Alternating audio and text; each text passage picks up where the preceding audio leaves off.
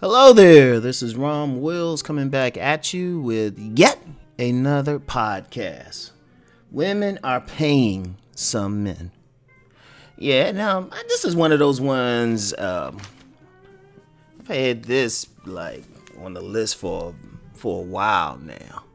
Because people always giving me stuff or they inspiring stuff by some, shall we say, less than well thought out comment, right? And this one was inspired because I had a presumably young man, probably an older man, who knows. Older guys usually get more cynical. But he was saying, oh, men always have to pay at some point. Even the alphas have to pay for women, right? And I was just like, no, not really, dude. Yeah, many dudes have to pay, but not all dudes. And, and it was one of those cases, y'all know, is that one of those guys who think they know more than you, or they base the world off of just their experience, right? And they've never been in a circle where they could experience anything else. But look, let's just be real out here. There's a lot of men on that gigolo thing. I mean, there's several levels of it, right? That the women are paying for their company. Or women are buying them gifts, one or the other. In fact, in my opinion, anybody who tells themselves that they're good with women and, they're the man, to me, that's the highest level. And like, no joke, whether you agree with it or not. I mean, think about it. Most men are paying for some women. Most men, buying them dates, buying them gifts, they tricking off. Or, they got to give some in exchange. Hey, I kind of agree with that. But then, my mindset is, do I worry about the 99% or I try to do what the 1% doing? See, if I've always had a mindset of winning, I've always had a mindset. I want to identify with the winners. I want to identify with the people winning championships. I want to identify with the people winning in life. And so, yeah, there's plenty of men paying. That goes without saying. But then there are men out there who are getting paid by women. And, some of it is a hustle. Some of it is just who they are. And like I say, it's different levels. Of course, you got the gigolos, which, honestly, I'm surprised that isn't bigger than what it is. If somebody gets forward thinking enough to say, hey, you know what? We're gonna legalize it, because the way the gigolo game works, technically, it's prostitution if a woman outright paying for money, but usually is they paying for the companionship and all of that, and then what two grown folks do after that is something else. Technically, it's kind of like that sugar, when you get sugar babies who go on national TV and say, oh no, I'm not having sex with them. Yeah, because they can't say that because legal thing. But yeah, you got them. Then gigolos, you got dancers. Like a lot of these male exotic dancers are making they making a lot of money, not just getting up on stage, just moving around a little bit. Some of them ain't even dancing. They get out there, the body muscular enough, they move around a little bit offbeat and stuff, and women still making it rain for them. All right. But see, those are professionals and stuff. And I know some guys say, well, the average guy. Well, once again, the average guy. But even beyond that, you got a lot of cats out here just in the streets who basically just living off women. I mean, that's a serious street hustle. Like, you got some cats, you know what? Whatever they got, they bringing it to the woman. Usually that backdoor type of guy, or they do just make them scream or something like that, right?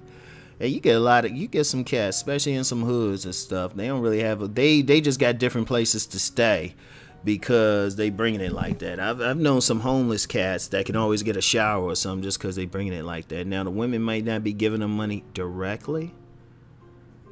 They might not be giving them money directly, but come on. Basically, a dude living off the woman's resources and everything. All right? Shoot, he getting paid. Shoot, I remember this place I live, this house I lived in one time. I had a neighbor. It was like an old pretty boy. The women always going out every morning to work. Dude sitting back. All he did all day was work on cars. And not even like somebody else's car and stuff. He does just what he did. But you just look at him. Like old school pretty boy. He had his little ponytail and everything. I guess that meant he was like cute and perky. I don't know what the fuck it meant. But you just took a look and said, yeah, he's bought and paid for. Seriously, you get some women out there. That's why I'm like, some dudes, they get too caught up in it. But that's not, I mean, I understand that's not the experience. But remember, there's always the opposite. Because, like, really talking about that street hustle, a lot of times, that shit can start as long as they teenagers or something, you know. Get some girl, pay him a little bit of money, like hang out with them, some average looking woman or a little girl or something, or say, hey, I got Xbox at my place. Because the game kind of twists around then. Because, yes, women do pay to get more money, and as long as you discreet, you know. And there's a whole lot of them, especially if you get like at some upper class functions, a woman come in there and, you know, they got a boy toy and they like showing it off. That's the game. That's the game. So, you know, like I said, that high level, then, you know, just some street type of dudes. And then some dudes, you know what? They pretty much like kept men.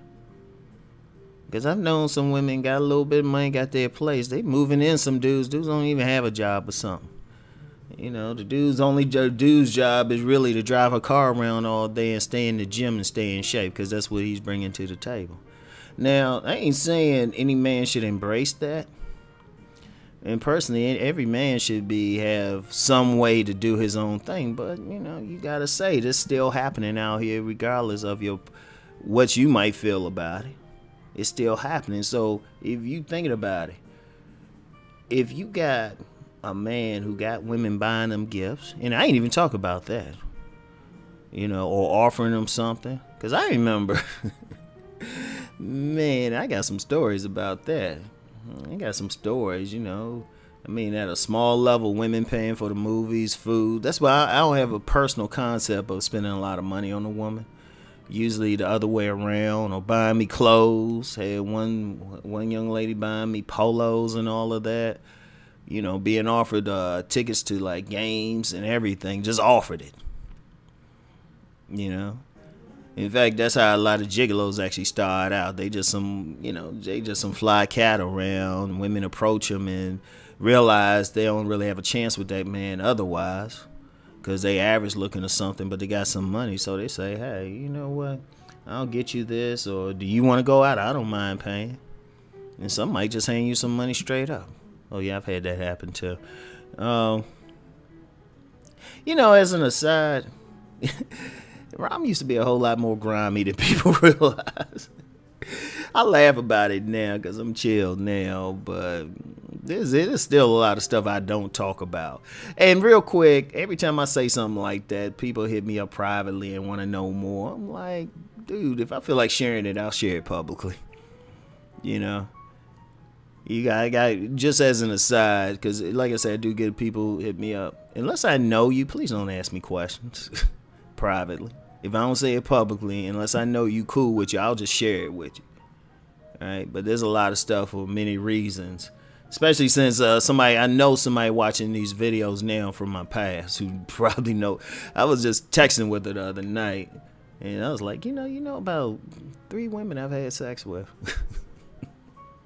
Hell, she introduced me to a couple, so it's like, you know, yeah. Anyway, right. Yeah, just, you know, out here, many men have to understand their experience. And you usually get this with guys who really have trouble with women.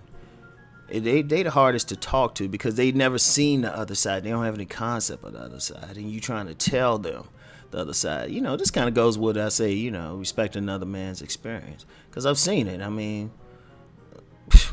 yeah, and ironically, that's how I know a lot of stuff. And that's how I know, like, a lot of stuff about women's nature. That's why, you know, I'll say something like, nah, you don't really need money, dog. And y'all see what I look like. Ordinary looking dude. And, you know, Just subtract, when I was younger and stuff, subtract some weight. And they still like that now, really, y'all. They still like that now. Like, if I get tired of sharing wisdom on this, it wouldn't take much to jump back into it, because there's a lot of women with money in their 50s and 60s. A lot of them. So, and I'm not sharing that to promote that lifestyle or anything. I'm just saying, people gotta understand there's just more out here. There's just more out here, and don't always assume something's an absolute. It's not every man. Like I said, this was originally inspired by a young man or old man, whatever he was, thinking, oh yeah, all men pay and must pay for a woman in the end, no matter what.